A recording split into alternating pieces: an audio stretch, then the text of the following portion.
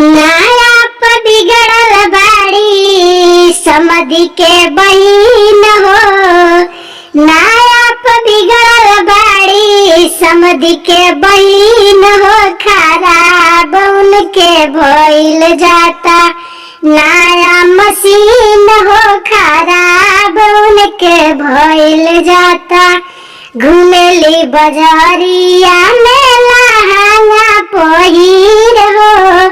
Jeans pant पहनेली त लागेली हसीन हो। घुमेली बजरिया में लहंगा पहिर हो। जींस पैंट पहनेली त लागेली हसीन हो।